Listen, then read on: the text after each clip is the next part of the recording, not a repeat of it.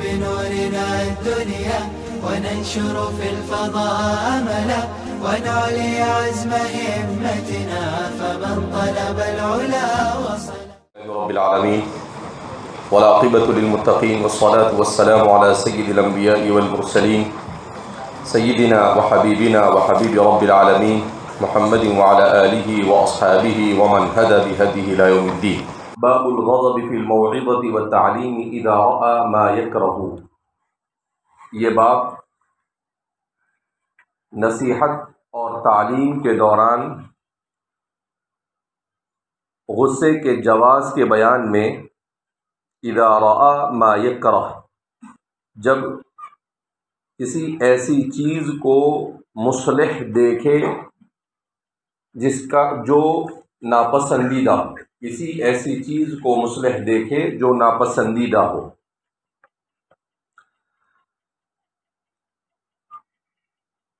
ایک طرح سے امام بخاری رحمہ اللہ طلب علم کے آداب اور طرق کو ذکر کر رہے ہیں، جن میں سے ایک طریقہ یہ بیان کیا کہ علم کے لیے تھکا دینے والے اسفار کرنے چاہیے. اس کے بعد بیان کیا تنابب فی طلب العلم، کہ انسان کو کسی صورت میں بھی حصول علم میں کوتاہی نہیں کرنی چاہیے.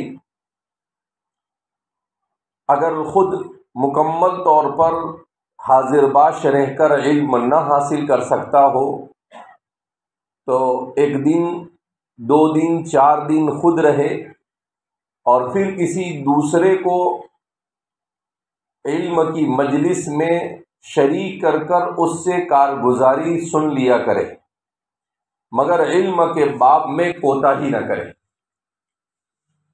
اب یہاں پر بیان کر رہے ہیں کہ معلم اور متعلم اور مصلح اور عوام کا جو رشتہ ہے، اس رشتے کا تقاضا یہ ہے کہ بغرض اصلاح اگر کبھی غصہ ہونے کی ضرورت پیش آئے تو غصہ بھی ہو سکتا ہے. معلم متعلم پر اپنے غصے کا اظہار کر سکتا ہے، واعظ سامعین پر اپنے غصے کا اظہار کر سکتا ہے.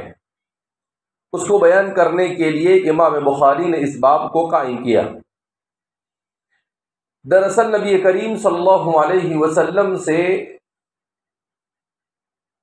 بہت ساری ایسی روایتیں منقول ہیں جس میں آپ صلی اللہ علیہ وسلم نرمی کا حکم دیتے ہیں.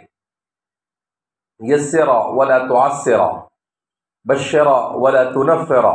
حضرت ابو موسیٰ اشعری اور حضرت معاذ کو جب بھیجا یمن کی طرف تو انہیں اس بات کا حکم دیا. کہیں آپ نے عام طور پر بھی کہا یسروا ولا تعسروا بشروا ولا تنفروا. اسی طرح سے آپ صلی اللہ علیہ وسلم نے رفق کی بڑی فضیلتیں بیان کی، غصہ نہ کرنے کو بیان کیا. تو اس سے کہیں کسی کو ایسا نہ ہو کہ معلم کے لیے غصہ ہونا جائز ہی نہیں، ایک دم صوفی صاحب بن کے رہے، غصہ ہونے کا نہیں، اور نرمی کے ساتھ ہی وہ پڑھائے کا نہیں. اگر کبھی ضرورت پڑے تو وہ غصہ بھی کر سکتا ہے اور سختی بھی کر سکتا ہے. جب اسے ایسا محسوس ہو کہ یہاں پر اصلاح یہ غصہ کرنے سے ہو سکتا ہے، اس کے بغیر اصلاح ہو سکتی نہیں ہے، تو فرماتے ہیں کہ وہاں پر غصہ بھی کر سکتے ہیں. رسول اللہ صلی اللہ علیہ وسلم رحمت للعالمین تھے، مگر اس کے باوجود آپ صلی اللہ علیہ وسلم کا واقعہ ذکر کیا جا رہا ہے کہ آپ صلی اللہ علیہ وسلم ایک موقع پر جب آپ کے سامنے شکایت کی گئی، ایک صحابی آئے اور کہنے لگے اللہ کے رسول صلی اللہ علیہ وسلم، میں فلاں مسجد میں فجر کی نماز پڑھتا ہوں اور ہمارے امام صاحب بہت لمبی نماز پڑھتے ہیں، جس کی وجہ سے میں پریشان رہتا ہوں. تو آپ صلی اللہ علیہ وسلم نے کہا اس وقت آپ بہت زیادہ ناراضگی کا اظہار کیا۔ بہرحال آگے بات آ رہی ہے، کیا اس کا مطلب یہ ہے کہ والعصری اور انا اعطینا اور قل هو اللہ پڑھ کے نماز پڑھائے؟ نہیں، ہمارے شرح بھی سب بات نزاکتوں کو سمجھتے تھے۔ انہوں نے کہا کہ اس کا مطلب یہ ہے کہ اس طوالت میں قراءت مسنونہ داخل نہیں۔ قراءت مسنونہ تو پبلک تو یہی چاہتی ہے کہ سورہ فاتحہ میں پوری 4 رکعت پڑھا دیں، ان کو تو کیا ہے یہی چاہیے، کہا ایسا نہیں۔ قراءت مسنونہ اس کو طویل نہیں کہا جائے گا، ہاں قراءت مسنونہ سے زیادہ پڑھے تو پھر اس کا حکم طوالت کا ہے، لیکن قراءت مسنونہ یہ طوالت کے اندر میں اور تطویل کے اندر میں داخل نہیں، کہ رسول اللہ صلی اللہ علیہ وسلم نے طوال مفصل سے کام لیا فجر کی نماز میں، تو ظاہر سی بات ہے طوال مفصل تو پڑھنا پڑے گا۔ اب اگر 10-15 منٹ کی نماز ہو اور آپ کو نیند آ رہی ہے تو آپ کہیں کہ یار ہمارے امام بھی اس لائق ہے کہ اس پہ بھی غصہ ہونا چاہیے، کیوں؟ تو وہاں پر غصہ نہیں چلے گا، اس لیے کہ وہ امام کا قصور نہیں، یہاں پر تو آپ قابل غصہ ہے کہ آپ کو پکڑ کر ٹھوکنا چاہیے کہ بھائی کیوں نیند آ رہی ہے، 10-15 منٹ اللہ کے سامنے نہیں کھڑا ہو سکتا ہے، آدمی حشاش بشاش ہو کر نماز پڑھے۔ تو کہا کہ قراءت مسنونہ قصار مفصل کا حکم ہے، ہاں وہاں پر اگر آدمی جہاں قصار کا حکم ہے کہ مغرب میں کہا کہ بھائی نماز میں قصار سے کام لینا چاہیے، اب وہ مغرب کے اندر میں طوال مفصل پڑھنا کیا کر دے وے شروع کر دے وے، تو یہ مناسب نہیں۔ اوساط مفصل کا جہاں حکم ہے وہاں پر لمبی لمبی قرات شروع کر دے، طوال شروع کر دے وے، تو یہ بھی درست نہیں۔ تو اس لیے فرماتے ہیں کہ قراءت مسنونہ کو چھوڑ کر اس کے علاوہ اگر تطویل کرتا ہے تو یہ غیر مناسب ہے، یہ درست ہے نہیں۔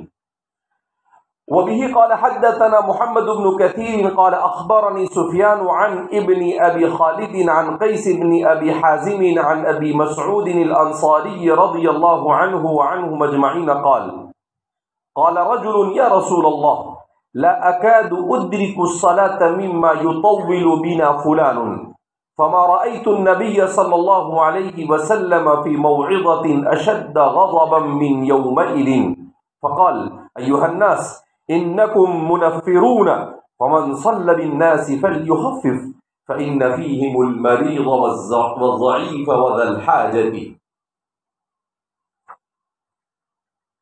محمد ابن کثیر سے امام بخاری روایت کرتے ہیں، محمد ابن کثیر العبدی البصری ثقہ راوی ہے،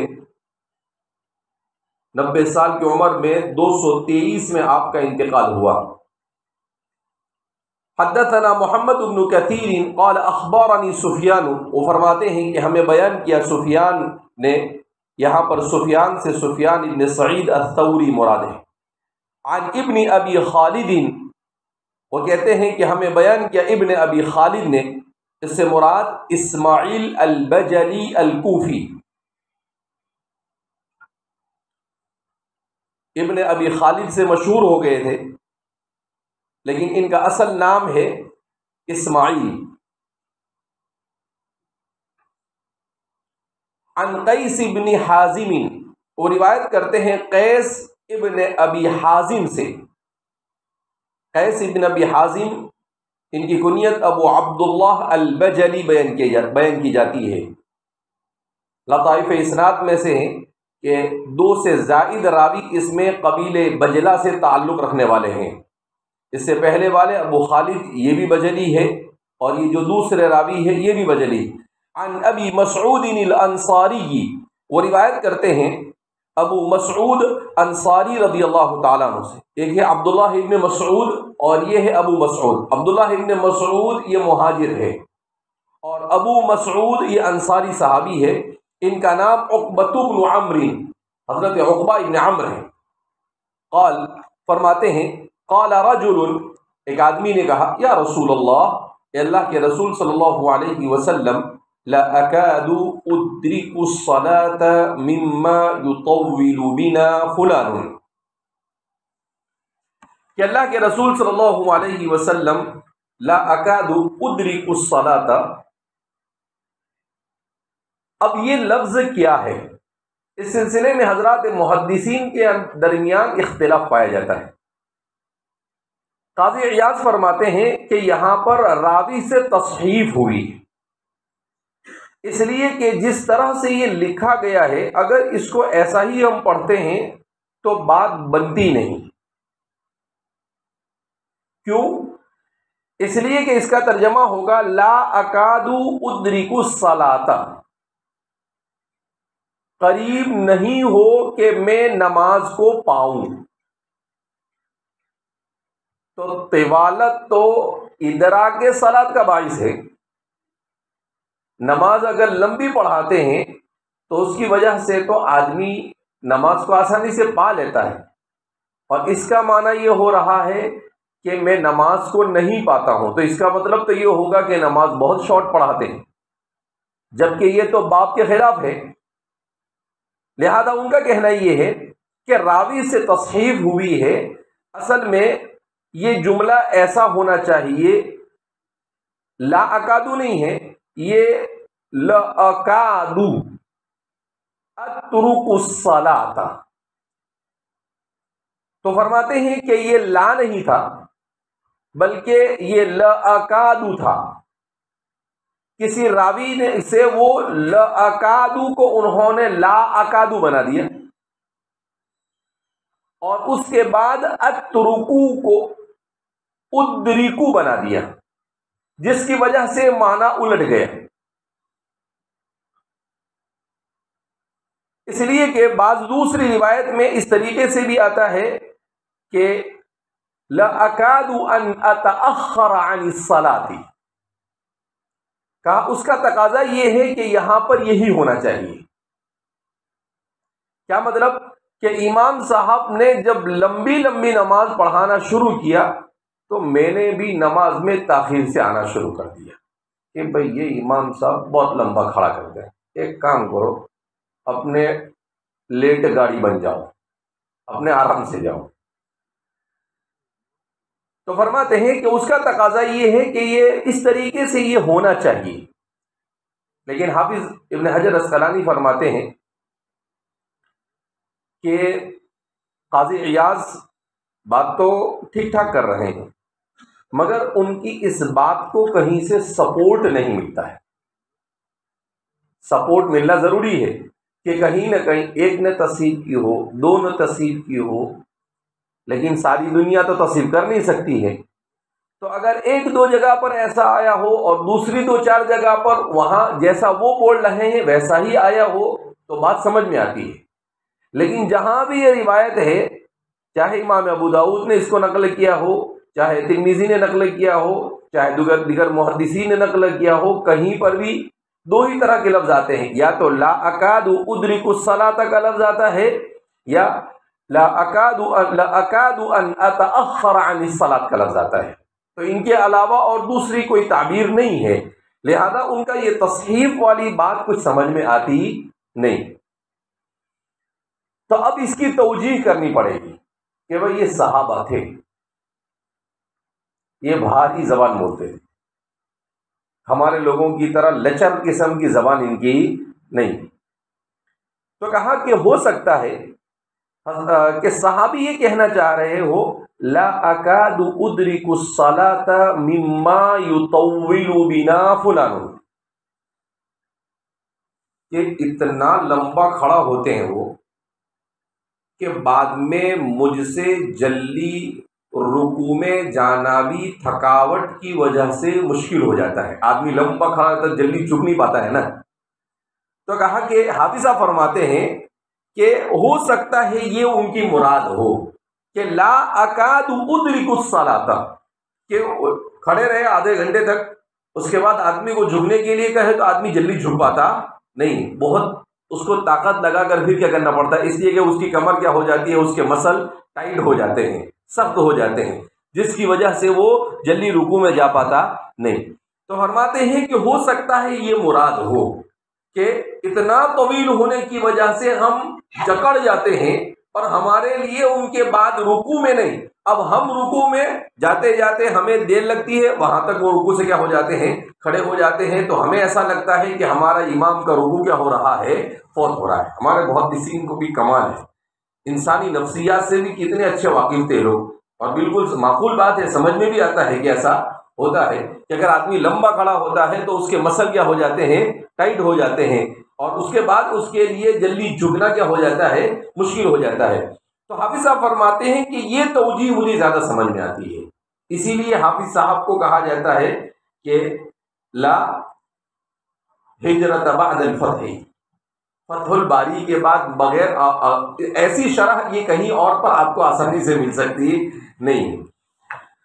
تو لا اکاد ادرک الصلاۃ مما یطول بنا فلان، کہ فلاں ہمیں لمبی لمبی نماز پڑھاتے ہیں جس کی وجہ سے ہمارے لیے مشکل ہوتا ہے۔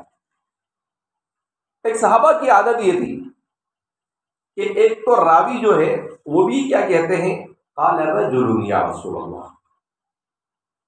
حافظ ابن حجر اسقلانی فرماتے ہیں بحثت کثیرا عن هذا الرجل فما وجدته، میں نے بہت ڈھونڈا کہ یہ شکایت کرنے والے کون ہیں، مگر مجھے کہیں پر ملے نہیں۔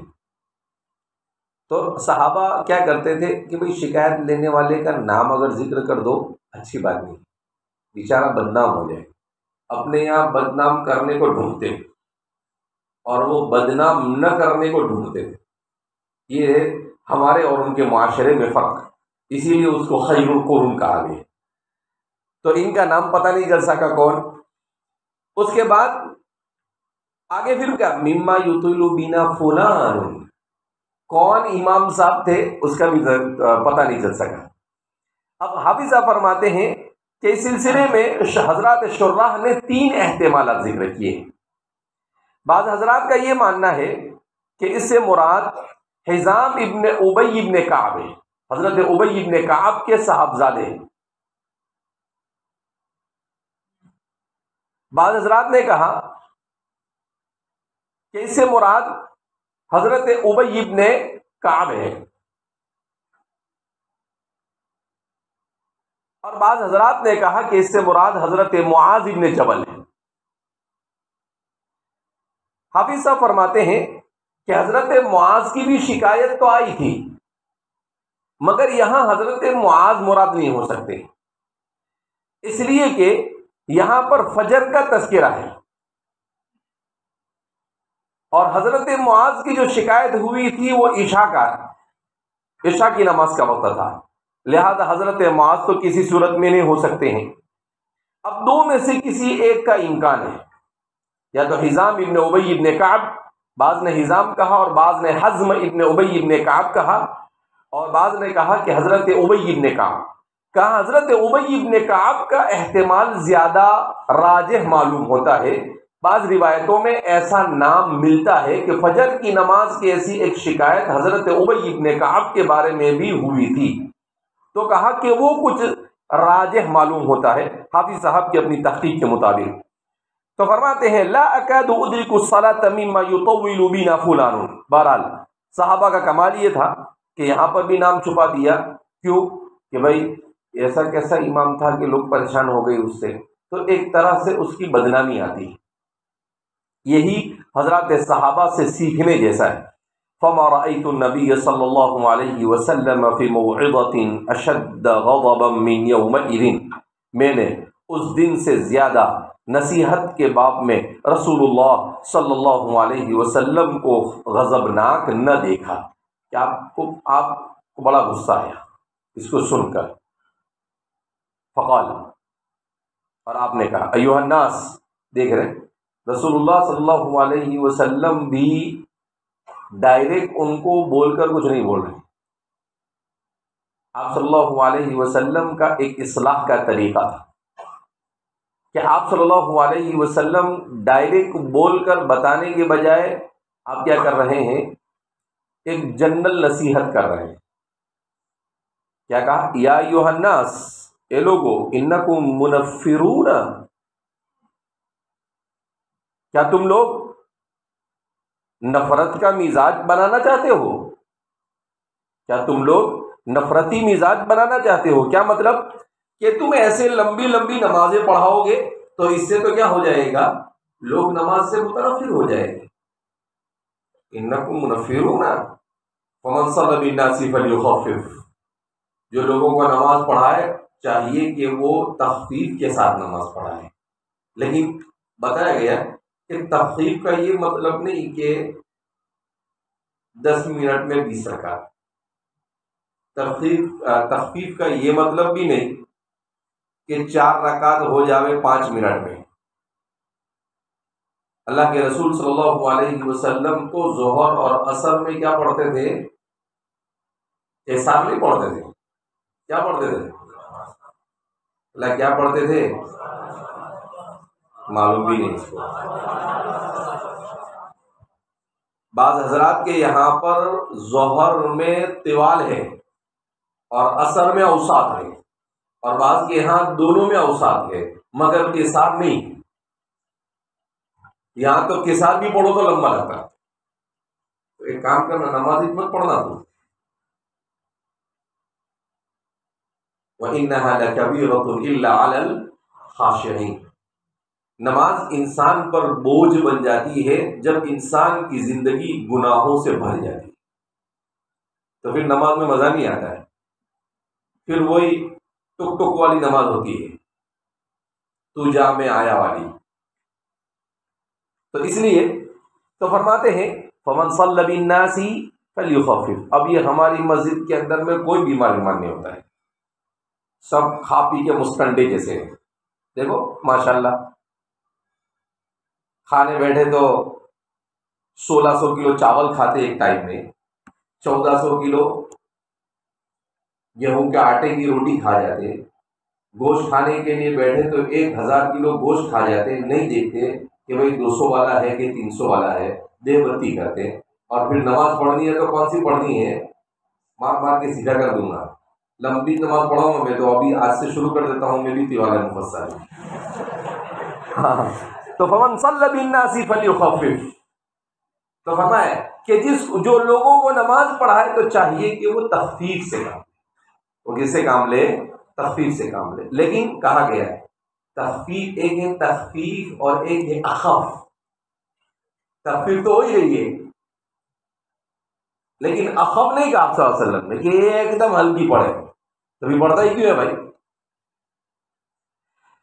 بہرحال، لیکن آدمی اگر کہیں دیہات میں کسی ایسی جگہ پر نماز پڑھاتا ہے جہاں پر بڈھے بڈھوں کی تعداد زیادہ ہے، کوئی ایسی ہسپتال ہے کہ پاس مسجد ہے جہاں بیمار سیمار زیادہ آتے ہیں، تو وہاں پر آدمی کو ان کی رعایت کرنی چاہیے، وہاں پر ہلکی بھلکی نماز پڑھائے۔ سفر میں ہے، اب ٹرین جانے کی تیاری ہے، حضرت پلیٹ فارم پہ نماز پڑھ رہے اور شروع پڑھ گئے، بولے طوال مفصل۔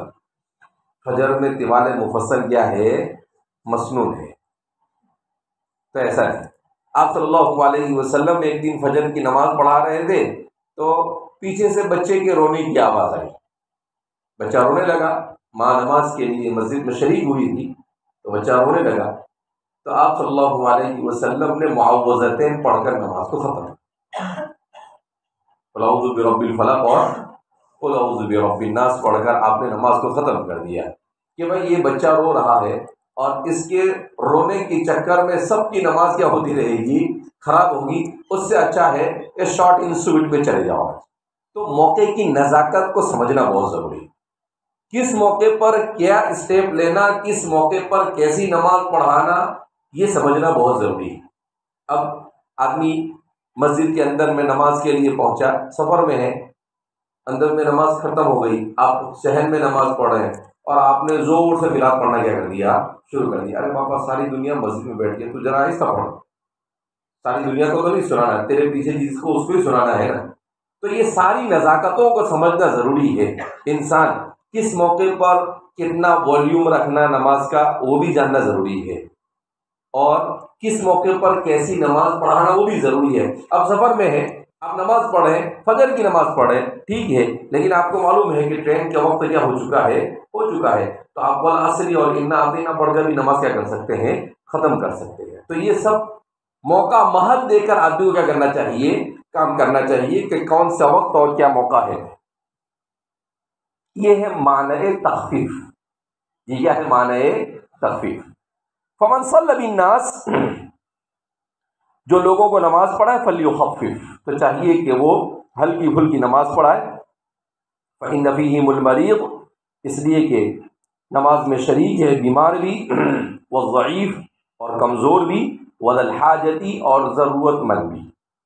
وذی الحاجتی ضرورت کیا مطلب، کسی کا کوئی کام ہو، اس کا دل ادھر ہی اٹکا ہوا ہو، تو فرماتے ہیں ہر طرح کے لوگ ہوتے ہیں تو ان کی رعایت کرنا ضروری ہے۔ بہرحال آپ صلی اللہ علیہ وسلم نے نماز پڑھانے میں امام کو تعلیم دی کہ وہ موقع محل کی مناسبت سے نماز پڑھائے۔ کب کیسی نماز پڑھانا، ان سب چیزوں کو اللہ کے رسول صلی اللہ علیہ وسلم کی سیرت مطہرہ کو جب پڑھا جاتا ہے ایسا محسوس ہوتا ہے، بلکہ یقیناً کہا جا سکتا ہے کہ آپ کی شخصیت کو تکوینی طور پر اللہ رب العزت نے آپ کو اس طرح سے آپ سے پوری زندگی میں کام لیا کہ قیامت تک کے ہر زمانے کے ہر طرح کے لوگوں کے مسائل حل ہوتے ہیں۔ اب وہ بچہ نہیں رویا ہوتا تو حضور نے کبھی قل اعوذ برب الفلق اور قل اعوذ برب الناس نہیں پڑھی ہوتی تو مسئلہ نہیں معلوم ہوتا۔ اب لوگ ایک ہی چیز پکڑ کے بیٹھے، طوال مفصل، فجر میں طوال مفصل پڑھنے کا، چاہے گاڑی جاوے، چاہے فلائٹ چلا جاوے، کہ کچھ بھی ہو جاوے۔ تو آپ صلی اللہ علیہ وسلم نے معوذتین پڑھ کر کہا کہ عذر کو دیکھ کر کام کیا جاوے۔ آپ روزانہ طوال مفصل پڑھتے ہیں، آپ نے اس وقت دیکھا کہ کوئی عذر ہے تو آپ نے فٹافٹ نماز پڑھا دی۔ آدمی نماز پڑھا رہا ہے، خدا نہ خواستہ زلزلہ آ گئے تو آدمی اپنی نماز کو کیا کر دے وے، مختصر کر دے اور جلدی سے نماز کیا کر دے وے، ختم کر دے۔ آدمی نماز پڑھا رہا ہے، دیکھا کوئی حادثے کا خطرہ ہے، کہیں چھت گر سکتا ہے، کوئی پنکھا گر سکتا ہے، کچھ ہو سکتا ہے، تو ایسے کرفیو لگ رہا ہے، کچھ بھی ہو سکتا ہے، تو ایسے موقع، ان سب موقع کی نزاکت کا جاننا کیا ہے، ضروری ہے۔ اور یہ سب چیزیں انسان کو دو طرح سے نزاکتیں انسان کو سمجھ میں آتی ہے۔ ایک علم سے، جب علم حاصل کرتا ہے اور کثرت سے ان چیزوں کو پڑھتا ہے تو وہ کس موقع پر کیا کرنا، وہ خود اس کا ایڈجسٹمنٹ کرنا کیا کر دیتا ہے، شروع کر دیتا ہے۔ اور اس سے زیادہ یہ چیزیں انسان کو آتی ہے اچھے لوگوں کی صحبت میں رہنے سے، کہ انسان جب کسی کی صحبت میں رہے تو وہاں وہ چیزوں کو دیکھے تو پھر اس کو سمجھ میں آتا ہے کہ کب کیا کرنا۔ لیکن صحبت میں رہے تو دیکھے بھی، ایسا نہیں کہ کھا پی کے ایسے ہی پڑے رہے۔ بہت سارے لوگ خانقاہ میں بھی جاتے، کیا کرتے، کھاتے پیتے اور پڑے رہتے کہ چلو مہینہ کھاتے پیتے تو کیا ہو جائے گا، نکل جائے گا، 10 دن کم سے کم سکون کے ساتھ مسجد میں بیوی سے بچوں سے جان چھوڑا کے کیا ہو گیا، نکل کے مسجد میں آ گیا۔ تو کہا ایسا نہیں۔ تو اس لیے ان چیزوں کی بڑی کمی پائی جاتی ہے، ہمارے علماء میں بھی کمی، دوسرے لوگوں میں تو زیادہ ہی کمی ہے، لیکن طلباء علماء میں کب کیا کرنا، کیسے کرنا۔ ایک دن ہمارا وہ 2-4-5 دن پہلے ہی ہمارا دوسرے نمبر کا ہے حنزلہ، تو مجھے کہنے لگا کہ ایک ہفتے میں ایک دن بچوں کو آپ لائف اسکل سکھاؤ گے۔ بولا کیوں؟ بولے بچے کبھی بھی کچھ بھی کرتے، بولے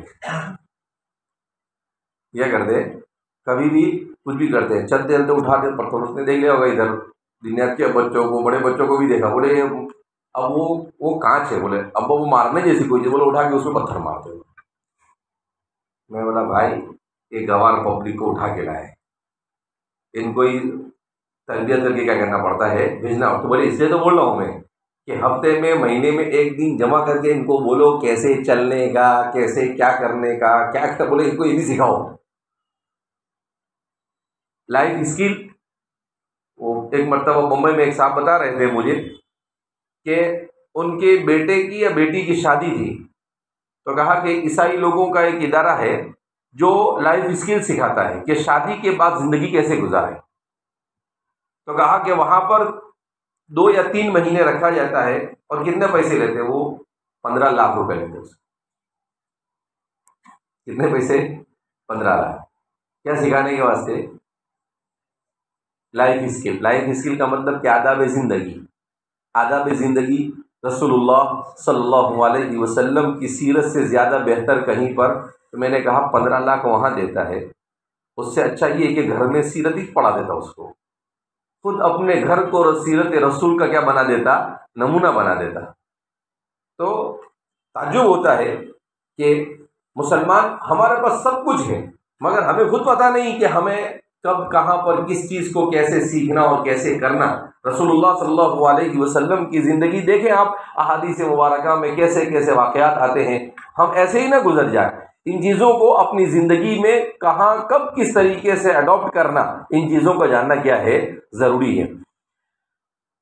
وبه قال حدثنا عبد الله بن محمد قال حدثنا ابو عامر العقدي قال حدثنا سليمان بن بلال المديني عن ربيعة بن ابي عبد الرحمن عن يزيد مولى المنبعث عن زيد بن خالد الجهني رضي الله عنه وعنهم اجمعين ان النبي صلى الله عليه وسلم سأله رجل عن اللقطة فقال يعرف وكاءها أو قال وعاءها وعفاصها ثم عرفها سنة ثم استمتع بها فإن جاء ربها فأدها إليه. قال فضالة الإبل فغضب حتى احمرت وجنتاه أو قال احمر وجهه فقال ما لك ولها معها سقاؤها وحذاؤها تريد الماء وطرع الشجرة فذرها حتى يلقاها ربها. قال فضالة الغنم قال لك أو لأخيك أو للذئب. دوسری روایت بیان کر رہے ہیں امام بخاری اپنے شیخ عبداللہ ابن محمد ابو جعفر المسندی قال حدثنا ابو عامر العقدی، وہ روایت کرتے ہیں ابو عامر العقدی سے، ان کا نام عبد الملک بن عمرو، اسمه عبد الملک بن عمرو، قال حدثنا سلیمان بن بلال المدینی عن ربیعة بن ابی عبد الرحمن، وہ روایت کرتے ہیں ربیعہ بن عبد الرحمن سے، یہ وہی ربیعۃ الرائی جو امام مالک کے اجل استادوں میں سے ہیں، اور امام مالک کہا کرتے تھے کہ میں مالک بنا ربیعہ کی صحبت سے۔ بہرحال آپ چونکہ حضرات صحابہ کے زمانے کے بعد ان لوگوں میں سے تھے جو فقہ میں بڑا درک رکھتے تھے، اسی وجہ سے آپ کو ربیعۃ الرائی کہا جاتا تھا۔ یعنی ایسا زمانہ تھا کہ لوگ ابھی فقہ سے مانوس نہیں ہوئے تھے، ابھی حدیث کا زمانہ تھا، لوگ تفسیر اور حدیث سے زیادہ دلچسپی لے رہے تھے، لہذا اس زمانے میں انہوں نے جو مسائل پیش آتے تھے ان مسائل کو اجتہاد کے ذریعے سے حل کرنا شروع کیا، تفشتہی ربیعۃ الرائی، تو یہ ربیعۃ الرائی سے کیا ہو گئے؟ مشہور ہو گئے۔ ان کے بارے میں آتا ہے، ان کی کنیت ہے ابو عثمان المدنی التمیمی مولاہم التابعی، تابعی ہے، متعدد کبار صحابہ سے آپ کو شرف تلمذ حاصل ہے۔ عن ربیعۃ بن ابی عبد الرحمن عن یزید مولی المنبعث، وہ روایت کرتے ہیں یزید مولی المنبعث، المنبعث یزید المدنی، ان کے بارے میں آتا ہے کہ ان کا تعلق مدینہ منورہ سے تھا، گویا کہ اس میں اکثر و بیشتر راوی وہ ہے جو مدینہ سے تعلق رکھتے ہیں، تو اللہ طائف اسناد کے اعتبار سے مسلسل بالمدنیین روایت ہے۔ عن یزید مولی المنبعث عن زید بن خالد الجوہنی، وہ روایت کرتے ہیں حضرت زید بن خالد الجوہنی رضی اللہ تعالی عنہ سے، ان النبی صلی اللہ علیہ وسلم سألہ رجل عن اللقطة، کہ رسول اللہ صلی اللہ علیہ وسلم سے کسی شخص نے گری پڑی چیز کے اٹھانے کے بارے میں سوال کیا، یعنی آپ صلی اللہ علیہ وسلم سے دریافت کیا کہ اگر کوئی چیز پڑی ہوئی ہو، گری ہوئی ہو کہیں، تو اس کے بارے میں کیا کرنا چاہیے۔ تو ہمارے فقہا نے اس کی مختلف 4 فقہا کی 4 رائے کہ اس چیز کو اٹھانا چاہیے یا نہیں اٹھانا چاہیے۔ امام ابو حنیفہ رحمہ اللہ فرماتے ہیں کہ اگر وہ چیز ایسی ہو کہ اس کے خراب ہونے یا بگڑنے کا خدشہ ہو، نمبر 1، آپ کو اپنی امانت پر اعتماد ہو کہ میں گڑبڑ کروں گا نہیں، نمبر 2 ہوا۔ نمبر 3، اس کے مالک کو دینے کے ارادے سے اٹھائے تو لقطہ کو اٹھانا جائز، ورنہ گری پڑی کسی کی چیز کو آپ اٹھا سکتے نہیں۔ اگر کسی چیز، یہ تو اس وقت جب کہ اس کے خراب ہونے کا، لیکن اگر خراب ہونے کا اندیشہ نہ ہو تو امام صاحب فرماتے ہیں کہ خراب ہونے کا اندیشہ نہ ہو اور اس کے مالک کو دینے کی نیت ہو تو لے سکتے ہیں، مستحب ہے، اور چھوڑ دے تب بھی کوئی حرج نہیں، چھوڑنا بھی مباح ہے۔ امام شافعی رحمہ اللہ فرماتے ہیں کہ آپ اگر کسی چیز کو گری پڑی دیکھیں اور اس چیز کے خراب ہونے کا اندیشہ ہو تو آپ اسے مالک کو لوٹانے کے ارادے سے اٹھا سکتے ہیں۔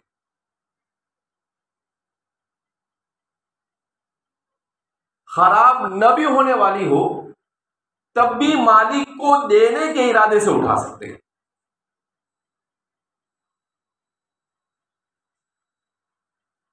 امام احمد بن حنبل فرماتے ہیں کہ افضل یہ ہے کہ اس کو چھوڑ دیں، کائے کو تو سنبھالتا نہیں سنبھالتا، خود ہی کھا جاتا، خود ہی اپنے استعمال میں لے لیتا۔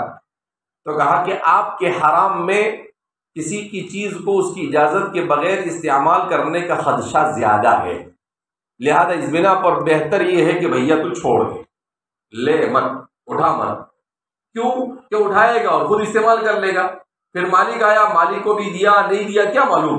انسان کے اپنے نفس یا مقلب القلوب ثبت قلوبنا علی دینک، اللہ کے رسول سے پوچھا کہ اللہ کے رسول صلی اللہ علیہ وسلم آپ کثرت سے دعا کیوں پڑھتے ہیں؟ تو اللہ کے رسول صلی اللہ علیہ وسلم نے کہا کہ یہ دل کا کوئی بھروسہ نہیں، کبھی کہیں بھی پلٹی مارتا ہے، اس لیے میں دعا کرتا ہوں یا مقلب القلوب ثبت قلوبنا علی دینک، کہ اللہ ہمارے دین کو تیرے دین پر ثابت قدمی کے ساتھ رکھ۔ جب اللہ کے رسول صلی اللہ علیہ وسلم کی دعا، تو امام احمد بھائی رہنے نہ تو اٹھائی مت، تو ان کے یہاں پر نہیں اٹھانا افضل ہے۔ امام مالک ان کا بھی یہ ماننا ہے کہ اگر بگڑنے کا اندیشہ ہو تو اٹھانا واجب ہے، اور اگر بگڑنے کا اندیشہ نہ ہو تو اٹھانا مستحب ہے۔ تو ہر فقیہ نے اپنے مزاج کے مطابق احادیث کے مختلف چیزوں کو دیکھ کر اس کے حکم کو بیان کیا ہے۔ بہرحال رسول اللہ صلی اللہ علیہ وسلم سے سوال کیا گیا، آپ صلی اللہ علیہ وسلم اس کا جواب دے رہے ہیں، جس کو آگے بیان کیا جا رہا ہے۔